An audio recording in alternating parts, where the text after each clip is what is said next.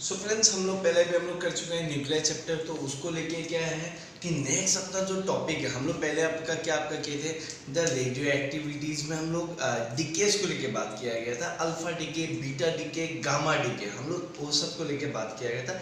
लेकिन अब हम लोग बात करने वाले हैं डिकेज में, वो किस तरीके से डिकेज करता है। That is not about the decay, क्योंकि हम लोग रेडियो एक्टिविटी हम लोग बोल रहे हैं, डीके बोलते हैं, सब चीज़ हम लोग पढ़ते हैं। लेकिन इसमें हम लोग को ये जानना है कि कैसे डीके होता है, कितना डीके होता है, हर टाइम के हिसाब से उसका कैसे होता है। ठीक है, और ये टॉपिक, और मैं आपको बोलूँगा, मैं पहले बोल चुका हूँ, देखो ये चैप्टर्स इंपॉर्टेंट था, वो था, बट मैं आपको बोलूँगा मेनली आपको फोकस देना है इसमें। मैक्सिमम चांसेस रहता है कि क्वेश्चंस यहाँ से आने का ज़्यादा चैप्टर होता है। अब आप सोचोगे कि सर आपने तो पहले भी बोला था कि सर ये चैप्टर इंपॉर्टेंट है, ये टॉपिक इंपॉर्टेंट है। तो यार देखो, चैप्टर इंपॉर्टेंट है, उसमें भी क्या होता है, कोई एक टॉपिक इंपॉर्टेंट होता है, कोई एक टॉपिक वेरी वेरी इंपॉर्टेंट होता है। तो मेरे हिसाब से मुझे ये लगता है कि ये जो टॉपिक है ये वेरी वेरी इंपॉर्टेंट है। तो इसलिए मैं बोल रहा हूँ कि इसमें आपको ध्यान देना है, और इसीलिए मैं आपको बोला था कि ये चैप्टर बहुत इंपॉर्टेंट है। बिकॉज कोई एक टॉपिक है इसमें जो वेरी वेरी इंपॉर्टेंट है, कोई एक टॉपिक है जो इंपॉर्टेंट है। ठीक है, तो सबसे पहले हम लोग को जानना है, जो हम लोग पढ़ चुके हैं, रेडियो एक्टिव लॉ बोलो या law of radioactive decay बोलो, या हम लोग बोलते हैं सोडी-फजन्स लॉ। ठीक है, तो इस सोडी-फजन्स लॉ क्या होता है, अकॉर्डिंग टू दिस लॉ, जितना न्यूक्लियाई डीके हुआ है is directly proportional to the number of nuclei present. अब आपके मन में आ सकता है कि सर यहाँ पे माइनस साइन क्यों है। तो आप लोग याद रखें यहाँ पे माइनस साइन क्यों है, क्यों मैं पहले भी इस तरीके का मैं एग्जांपल्स देके आपके साथ डिस्कस करता रहा। ये क्या है, number of nuclei decayed is directly proportional to present. ठीक है, माइनस साइन किससे दे रहा है कि सपोज मैं अपने साथ में 100 रुपीज लेके जा रहा हूँ, 100 रुपीज लेके मैं गया, मैं कहीं बाहर देखा तो मैंने देखा कि यार डेयरी मिल्क है 20 रुपीज का। ठीक है, तो मैं वो खरीद लिया कि यार डेयरी मिल्क खरीद लेता हूँ। ठीक है, तो जैसे मैंने डेयरी मिल्क खरीदा, मेरे पास कितना था, 100 रुपीज। डेयरी मिल्क कितना का है, 20 रुपीज। आपके पास कितना है, 20, 100 माइनस 20 कितना बचा, 80 रुपीज। आपके पास 80 रुपीज है। ठीक है, और आगे गया, मैं देखा कि यार कहीं पे यार वो माजा का जूस है, मतलब मैंगो जूस है, तो माजा का बोतल था, तो मैं सोचा यार गर्म है तो वो पी लेता हूँ। तो वो पीने गया तो उसका दाम था 40 रुपीज़। ठीक है, तो अभी आपके पास कितना पैसा है, 80 रुपीज़।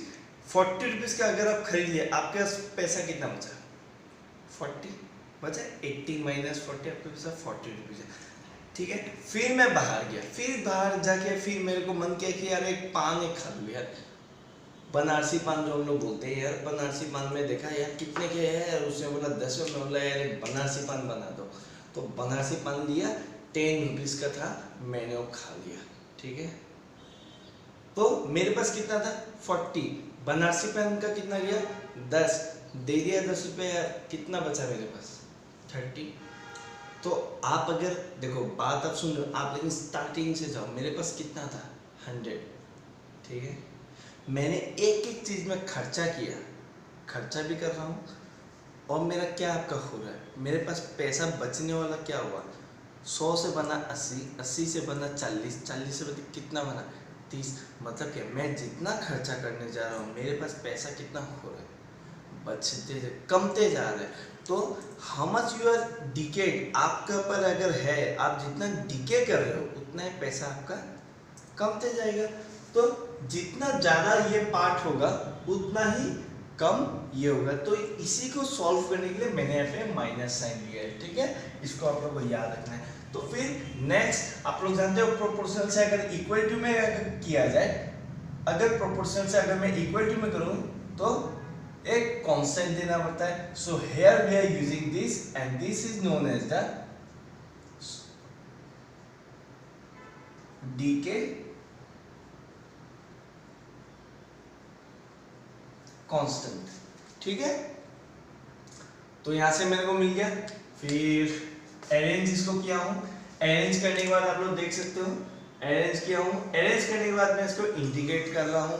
इंडिकेट मतलब क्या होता है कि आप देखो आपके पास जो इंडिकेट, जैसे यहाँ पे टाइम के रेस्पेक्ट में था, तो व्हेन टाइम इज जीरो मतलब जब टाइम जीरो है मतलब कुछ मैंने खर्चा ही नहीं किया, तो मेरे पास कितना है रुपया, 100 रुपया ही है, तो मेरे पास न्यूक्लिया जितना रहेगा वो तो उतना ही रहेगा। सो एन नॉट रहा। क्या ये रिप्रेजेंट करता है, मैं भी और थोड़ा देर में मैं आप लोगों को इसमें लिख के दे दूंगा अच्छा से, अभी का लिए सुनते रहो। एन नॉट ये पहले न्यूक्लिया था।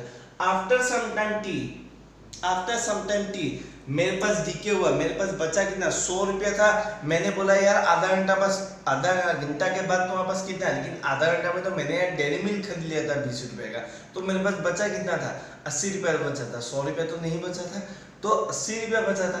तो उसी से आफ्टर सम टाइम टी मेरे पास पैसा कितना है, सॉरी न्यूक्लिया कितना है, एन है, तो इसको मैं दे रहा हूँ, ठीक है, एन नॉट है। इंडिकेट किया तो यहाँ से ये मैंने लिखा, तो आप सोच सकते हो कि ये मैंने इसलिए लिखा कि ये मेरा नॉर्मली एक रिक्वायरमेंट होने वाला है। इसी को मैं, आपका जो डाउट है इसको मैं यहीं पे मैं क्लियर कर दे रहा हूँ कि इसलिए मैंने थोड़ा सा पे स्पेस रखा है कि आप लोगों को याद रखना है। यहाँ पे एन जो मैंने रेफर जो किया है, N is always the number of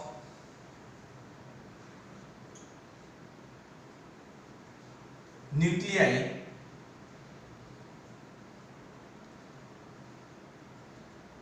present, या हम लोग बोलेंगे क्या, अनडिकेट,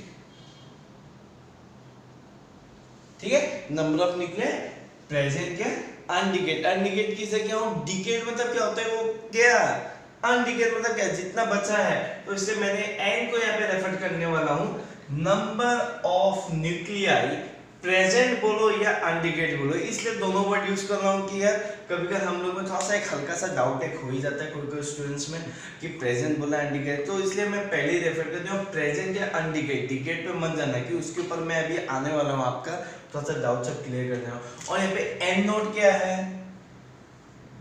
N naught is a initial nuclei, N naught is initial nuclei मतलब जब टाइम जीरो मेरे पास कितना है, ठीक है। तो ये फॉर्मूला एक निकल के आता है यहाँ से। इसमें हम लोग बहुत लोग हम लोग लॉग को भी लेके भी यूज करते हैं, लेकिन मैं बताऊँ यार ये मैथ्स नहीं है, यहाँ पे फिजिक्स है, हल्का सा यहाँ पे हम लोग इतना मतलब एक्स्ट्रा कांस्टेंट जो हम लोग यूज करते हैं हमेशा इंटीग्रेशंस में, बट कभी कभार ऐसा होता है कि मैक्सिमम टाइम्स ऐसा होता है कि फिजिक्स में मेरे को वो कांस्टेंट को यूज करना नहीं पड़ता है, वो बहुत रेयरली ऐसा चांस आता है जहाँ पे we have to consider the constant also, ठीक है। तो इसलिए मैं यहाँ पे नहीं कर रहा हूँ क्योंकि डिराइवेशन तो आने वाला है नहीं है यार, लेकिन आप समझो कि मैंने कहाँ से कैसे निकाला, क्यों आपके डाउट में होगा कभी सर ये फॉर्मूला देखता हूँ कभी कुछ और फॉर्मूला देखता हूँ, उसके लिए मैंने इसको करके दिखाया है, ठीक है। तो n is a number of nuclear present और अनडिकेट, यहाँ पे n नॉट क्या है, it is a initial nuclear. तो मेरा ये फॉर्मूला निकल गया है, आपको याद रखना है, वेरी गुड यार, ठीक है। अब आप देखो आपको भी ये बात पता है कि अगर मैं माइनस साइन दूं यहाँ पे, अगर आप सोच सकते हो कि इससे पहले वाला में एन बाय एन होता सर आपने डायरेक्ट आंसर कैसे लिख दिया। अगर किसी के मन में थोड़ा डाउट हो, मैं ये नहीं बोल रहा हूँ यार आधा से आप लोग 70% स्टूडेंट लोग तो ये बात जान नहीं सकते हो, लेकिन वो 30% के लिए भी यार मेरा यहाँ पे जॉब व्यूअर के वो 30% को भी थोड़ा सा एक क्लियर दे दो। देखो यार कभी भी क्या होता है ना, इंटीग्रेशन अगर होता है, लिमिट अगर a से b अगर होता है तो हमेशा हम क्या करते हैं, upper limit minus lower limit, ठीक है। तो हम लोग यहाँ पे क्या है कि इसका जब आप इंटीग्रेशन करोगे तो इसका log x आता है, तो upper limit minus lower limit होता है, log b minus log a होता है, ठीक है। और इसमें एक और चीज क्या जानना है, ये log का रूल है कि log a इंटू बी को हम लोग log a प्लस बी लिख सकते हैं, inverse is also possible. log a into B को log a plus B, log a by B को log a minus log b, ठीक है। log a b को log a plus log b, log a by B को log a minus log b, conversely मैं पहले बोला वो possible है, ठीक है। अगर तो यहीं तक यार देखो यहाँ पे जैसे मेरा ये था log x आता है, तो upper limit by lower limit तो मेरा क्या आता रहा ln n minus n not, तो मेरा हिसाब से क्या आपका होना चाहिए था ln n by n naught होना चाहिए था, ठीक है। यही मैंने दिखाया, देखो माइनस साइन नहीं है। लेकिन क्या होता है कि अगर मैं माइनस साइन से इसको मल्टीप्लाई कर दूं यहाँ पे तो क्या हो जाएगा आपका लॉग बी माइनस लॉग ए, माइनस से मल्टीप्लाई कर दूंगा तो क्या होगा लॉग ए माइनस लॉग बी। तो आप देख सकते हैं यहाँ पे क्या आ गया L N N naught by N, ठीक है। तो ये इक्वेशन लाता हूँ L N N naught by N equals to lambda into T, ठीक है। यहाँ से एल एन मतलब क्या होता है लॉग बेस ई, बट हम लोग का मैक्सिमम जो वैल्यूज होता है लॉग 2 लॉग 3 जो हम लोग जानते हैं वो तभी वैल्यूज होता है when we have log base 10 को लेके। यहाँ लेकिन एल एन मतलब होता है लॉग बेस ई, उसका वैल्यूज नहीं होता है हम लोग के बुक में। होता क्यों नहीं है मतलब निकालते हैं, लेकिन क्या है बुक में हम लोग जो वैल्यूज देखते हैं log 2 log 3 वो log बेस 10 का वैल्यू है, log बेस e का वैल्यू नहीं है। तो इसलिए मैंने इसको पहले कन्वर्ट कर दिया log बेस 10 में 2.303 से मल्टीप्लाई किया तो आपका क्या है N naught by N into lambda into T, फिर इसको किया। तो आप लोग को याद रखना है कि ये formula generally we have to use each and every time. ये फॉर्मूला को मेरे को हर समय यूज करना है, मतलब हाफ लाइफ हो कुछ भी हो क्या हो नहीं हो तो देखो this is the general formula, ठीक है। This is the general formula जो मेरे को हमेशा यहाँ पे यूज करना है, ठीक है। तो ये तो अपना हुआ। फिर नेक्स्ट अगर आता हूँ हाफ लाइफ में, तो आप लोग देख सकते हो मैंने लिखा हाफ लाइफ। हाफ लाइफ क्या होता है यार, the time it takes for the initial nuclei to reduce to half. मैं इसलिए ये वर्ड यूज कर रहा हूँ यार, आप जानते हो मैं डेफिनेशन पूरा नहीं पढ़ रहा हूँ ना मैं बुक पढ़ता हूँ, मैं अपना मैथमेटिकल से मैं अपना पढ़ता हूँ कि मेरे लिए इनिशियल न्यूक्लियाई कितना है उसका जितना आधा होगा तो उसको आधा होने में जितना टाइम लगा तो उसको मैं बोलूँगा हाफ लाइफ। अब आप सोच सकते हो सर इनिशियल न्यूक्लियाई का हमेशा, लेकिन मैं पहले बोला हूँ initial nuclei doesn't means at T equals to 0। Initial word वही यूज होता है the time the position from where you use, कौन सा टाइम से मैं यूज कर रहा हूँ वो होता है इनिशियल न्यूक्लियाई। ये हमेशा टी इक्वल्स टू 0 पे इनिशियल वर्ड कभी नहीं आता है, ठीक है। मैं जहाँ से स्टार्ट करूँ that part is known as initial. तो इसलिए मैं बोला हूँ कि अभी वर्तमान हम लोग इस क्वेश्चन में हम लोग 0 से लेके हम लोग बात कर रहे हैं, तो इसलिए मैं बोलता हूँ the time it takes for the nuclei, the time it takes for the nuclei to remains half of the initial nuclei. तो अगर वहां से किया जाए तो देखो अगर मेरा at T equals to T half N equals to N naught by 2, ठीक है। तो अगर यही वाले इक्वेशंस में अगर पुट किया जाए तो मैं t की जगह t हाफ यूज किया 2.303 lambda log n not by 2 इसमें यहाँ पे यूज कर दिया। अगर आप देखो तो इसको सॉल्व किया हूँ, सॉल्व करने के बाद आपका क्या भी आया है, मेरे इसको सॉल्व करने के बाद मेरे इक्वेशन आया t half is equals to 2.303 by lambda into log 2। अब आप सोच सकते हो सर क्या है, तो नेक्स्ट स्टेप में मैं थोड़ा सा यार शॉर्टकट मार दिया हूँ। क्या मारा हूँ मैं, और 2-3 स्टेप नहीं दिखाया, लेकिन आपको क्या है मैंने लैम्डा को यहाँ भेज दिया, टी हाफ को यहाँ ले आया। log 2 का वैल्यू आप लोग जानते हो 0.3010, ठीक है।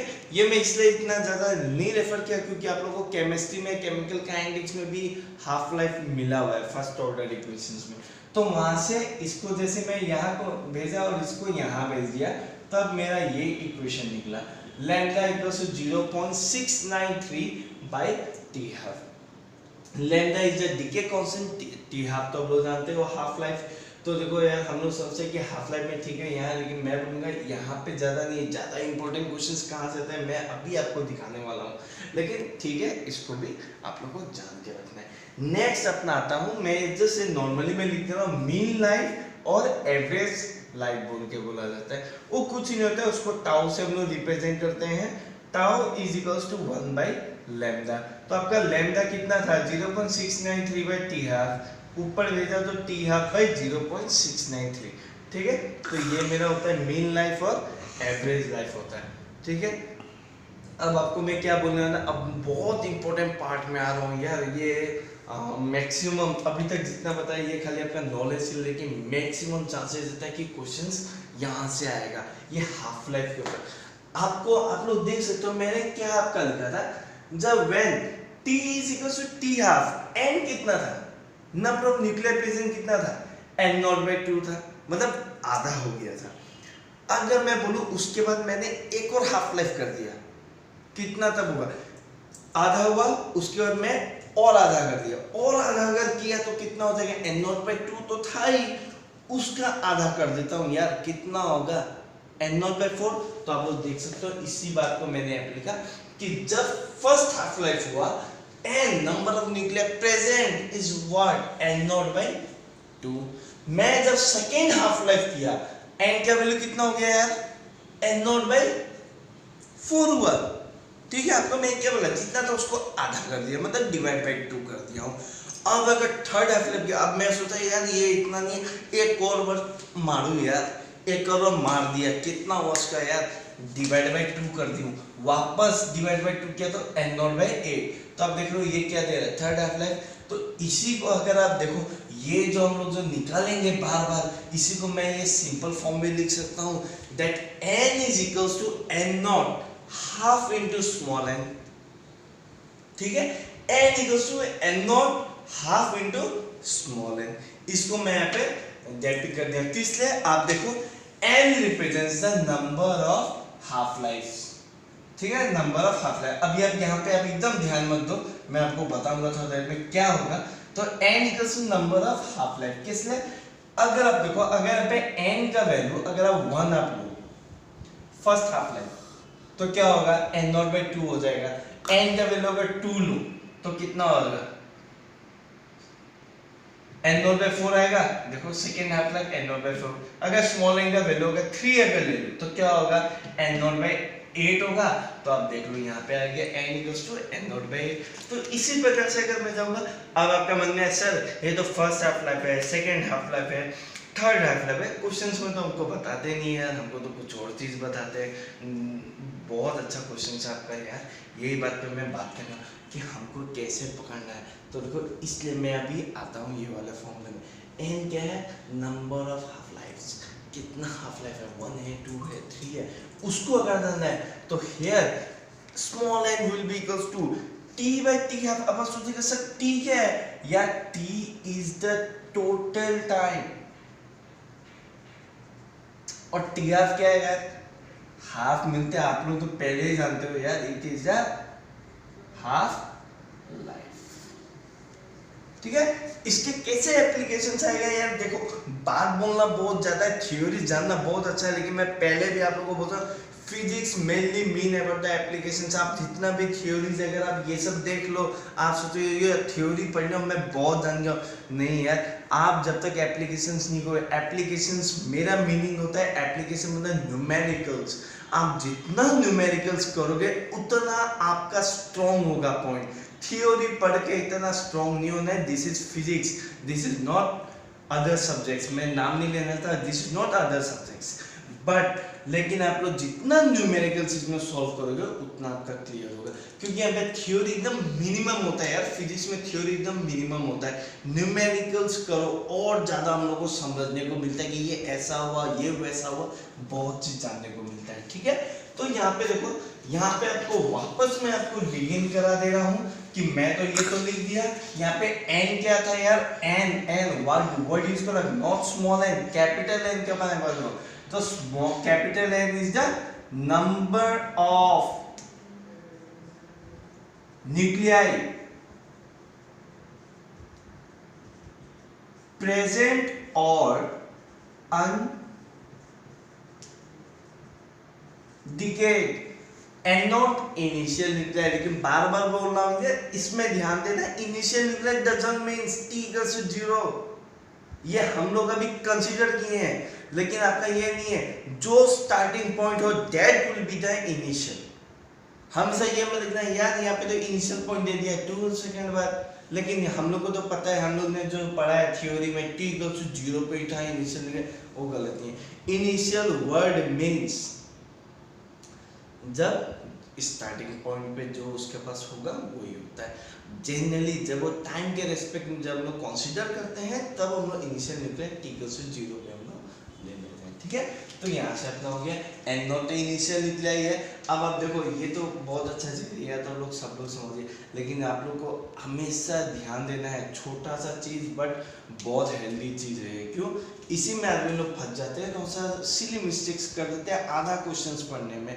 जहाँ देखते हैं नंबर ऑफ निकले उन लोग पूरा मतलब जंप करने लगते हैं। लेकिन आप लोग को इसमें याद रखना कि नंबर ऑफ निकले प्रेजेंट है। कभी अगर मेरे से पूछ दिए what is the number of nuclei,